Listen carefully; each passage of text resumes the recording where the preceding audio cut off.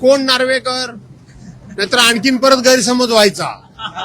Sir, मुख्यमंत्र्यांनी लेखी उत्तरात एक धक्कादायक माहिती दिलेली आहे की महिलांच्या अत्याचारामध्ये महाराष्ट्र हा देशात दुसऱ्या क्रमांकाचा आहे, त्यावर त्यांनी शिक्कामोर्तब केलं।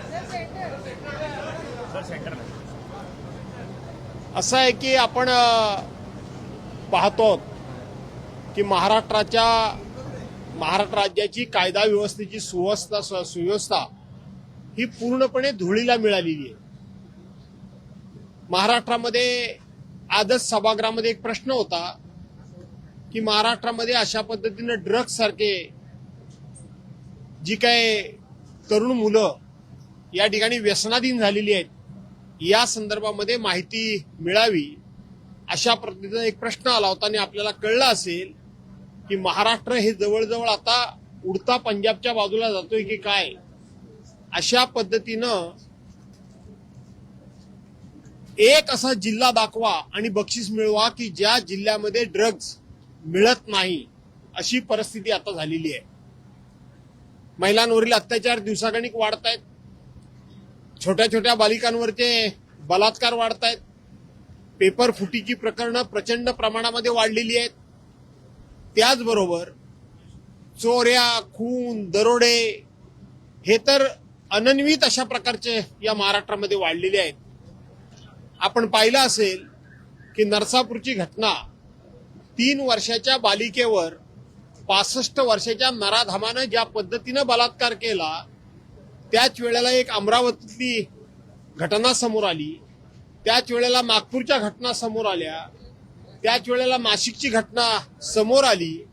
परंतु सरकारला फक्त आणि फक्त लव जिहाद, कॉर्पोरेट जिहाद, आणखीन कुठला जिहाद, ह्या जिहादमध्येच मोठ्या प्रमाणामध्ये महाराष्ट्रामध्ये चर्चा घडवण्यामध्ये सरकारला इंटरेस्ट आहे।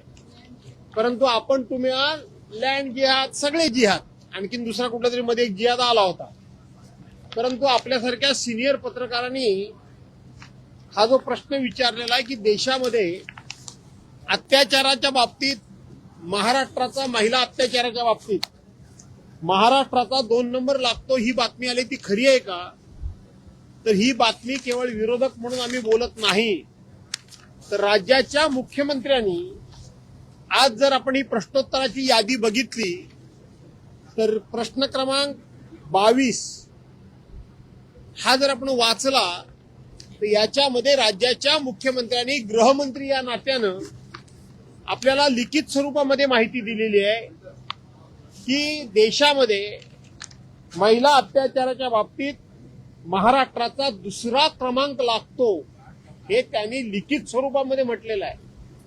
हे आम्ही विरोधक आरोप करतो म्हणून नाही, तुम्ही पत्रकार सांगता म्हणून नाही, तर त्यांनी स्पष्टपणे या ठिकाणी म्हटलेलं आहे की या म्हणजे जे कोल्हापूर असेल, अहिल्यानगर असेल, मुंबईत असेल, राज्यात बालकांचे खून असतील, अपहरण असतील, लैंगिक अत्याचार असतील, या सगळ्यामध्ये महाराष्ट्र हा आता वरचा क्रमांक घ्यायला लागलाय। ही अत्यंत चिंतेची आणि खूप मोठी काळजी करण्यासारखी गोष्ट आहे। त्यामुळे तुम्ही जे म्हणता ते खरं आहे, हे तुम्ही मी म्हणत नाही, तर राज्याच्या मुख्यमंत्र्यांनी हे लिखित स्वरूपामध्ये आपल्याला या ठिकाणी उत्तर दिलेलं आहे। त्यांनी स्पष्टपणे म्हटलेलं आहे की गुन्ह्याच्या संख्येनुसार महाराष्ट्र देशात 2ऱ्या क्रमांकावर आहे, हे स्पष्टपणे त्यांनी म्हटलंय। आणि म्हणून त्याचबरोबर एनसीआरबीच्या मार्गदर्शक तत्वानुसार दाखल गुन्ह्यांची संख्या जास्त आहे असं त्यांनी म्हटलेलं आहे, असं त्यांनी स्वतः म्हटलेलं आहे। याचा अर्थ की महाराष्ट्र हा दिवसागणिक कायदा सुव्यवस्थेच्या व्यवस्थेच्या बाबतीत आणि सुरक्षिततेच्या बाबतीत हा आता खूप मोठा मागे चाललेला आहे। एक काळ महाराष्ट्राचे पोलीस हे स्कॉटलंडच्या पोलिसांबरोबर त्यांची तुलना केली जात होती, तेच पोलीस आज अशा पद्धतीनं त्यांचा संपूर्णपणे लौकिक हा मातीमोल होतोय, ही वस्तुस्थिती खरी आहे। पण सर, जे शक्ती कायदा आहे तो पण अजूनपर्यंत आणला नाही आणि जे अत्याचार आहे दिवसेंदिवस बघायला मिळतात, मग शक्ती कायदा न आणण्याचं कारण काय, मूळ कारण असं आहे की शक्ती कायदा हा महाविकास आघाडीच्या सरकारच्या कालखंडामध्ये मंजूर झालेला कायदा होता, परंतु त्यावेळेला सुद्धा हे विरोधी पक्षात असलेले लोक त्याला विरोध करत होते आणि म्हणून आज तेच लोक सत्तेवर असल्यामुळं कदाचित त्याला मंजुरी मिळत नसावी असं वाटतं. सर, राहुल नार्वेकर असं आहे की एकीकडे आपण मराठीचा आग्रह धरतोय, दुसरीकडे अध्यक्ष राहुल नार्वेकर ते सोशल मीडियावरती ट्रोल होताना पाहायला मिळतात. काल भाषण करताना जे आहे ते मराठीची बोलतो. आशा भोसलेंचा शोक प्रस्ताव होता आणि त्या शोक प्रस्तावामुळे मध्ये ते दीनदयाल मंगेशकर असं दीनानाथ मंगेशकर जे दीनदयाल मंगेशकर म्हणजे राज ठाकरेंनी सुद्धा यावर सविस्तर लिहिलंय. त्यांचं म्हणणं आहे की मराठीची गळचेपी विधान भवनात होतीये, तो मराठी भाषेचा एक शोक प्रस्ताव असल्यासारखं वाचन केलं. असं आहे की आपल्या राज्य विधानसभेचे अध्यक्ष जे राहुलजी नार्वेकर आहेत ते साधारणपणे मी इंग्रजीतून कसा शिकलोय, मी कसा सुशिक्षित आहे, मी कसा वकील होतो आणि मला कसं कायद्याचं ज्ञान आहे हे बऱ्याच वेळेला आम्हा सर्वांना दाखवून इम्प्रेशन कायम मारत असतात हे आम्ही अनुभवलेलं आहे. आणि म्हणून त्याच पद्धतीनं काल सुद्धा आपल्या आशाताई भोसले यांचं नुकतंच निधन झालं आणि माणिकजी वर्माताई यांचं निधन झालं या संदर्भामध्ये आणि अन्य सदनाचे सदस्य जे होते त्यांचा शोकप्रस्ताव ज्यावेळेला ते मांडत होते त्यावेळेला ते जे आशाताईंबद्दल त्यांनी जे जे काही शब्दप्रयोग केलेत ते जसे तुम्ही ऐकलेत तसे आम्ही देखील ऐकलेले आहेत. मला असं वाटतं की एखादा जोडा अक्षरातला शब्द एखाद्या व्यक्तीला सहज बोलता आला नाही तर आपण समजू शकतो, परंतु ते संपूर्ण जे लिहिलेली नोट होती, जे वर्णन होतं तेच मला वाटतं अध्यक्षांनी अगोदर वाचलेलं दिसत नाही. त्यांच्या हातामध्ये ते लिखित स्वरूपामध्ये ती नोट मिळाली आणि ते वाचायला गेले आणि मग मराठीची ऐशी की तैशी कशी झाली हे जे तुम्ही बघितलं तसं आम्हीही बघितलं. मराठी मुद्द्याचं मात्र अजूनही सांगतो त्याचं मराठी मुद्द्याचं मात्र थांबायचं सांगतो. नाही, कसं आहे की सरकारनं भाषासूत्री आणली होती आणि त्याच्यामध्ये मराठीला साईड ट्रॅक करायचा त्यांनी विचार केला होता. आता सरकारची प्रत्येक बाजू अध्यक्ष महोदय घेतात. कदाचित सध्या सरकारचा हा कार्यक्रम त्यांना पुढे न्यायचा होता काही मला माहित नाही, म्हणून त्यांनी मराठीची अशा पद्धतीची जी काय ऐशी करायची ती केली की काय मला माहित नाही. नितेश राणे म्हणाले आहेत की विरोधी पक्षाला पद मिळणारच नाहीये, पण जर मिळालं तर ते आदित्य ठाकरेंना पाहिजे.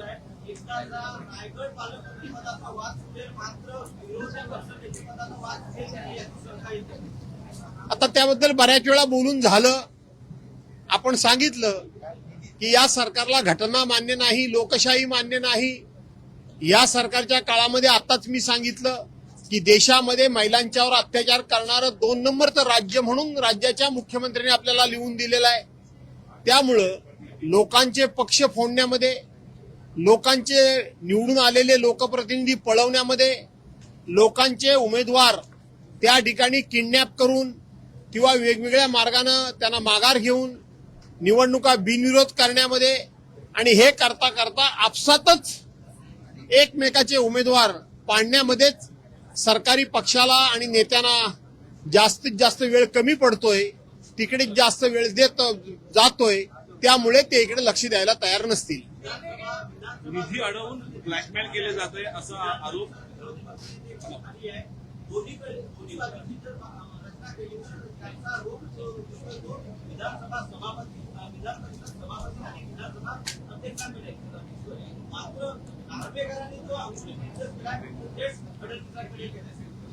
कोण नार्वेकर?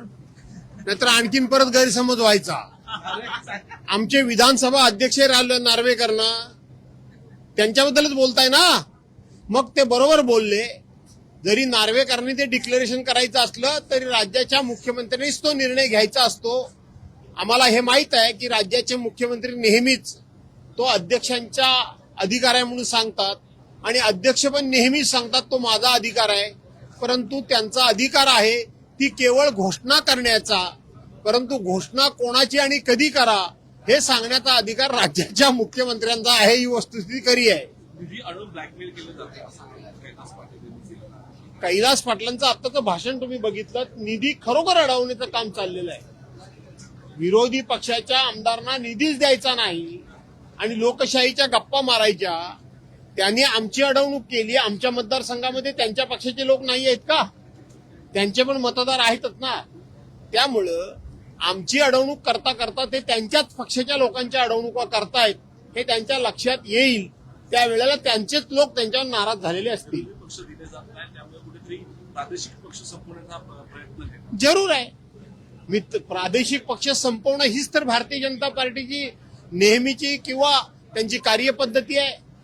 ते त्यांनी जाहीरपणे बोलून दाखवलंय की आम्हाला विरोधी पक्ष शिल्लकच ठेवायचा नाही. त्यामुळे वेगवेगळ्या मार्गानं विरोधी पक्षाला जे छळलं जातंय त्याच्यामध्येच विरोधी पक्षाचे निवडून आलेले जे लोकप्रतिनिधी आहेत त्यांना निधी न देऊन त्यांची कोंडी करण्याचा प्रयत्न आहे. धन्यवाद.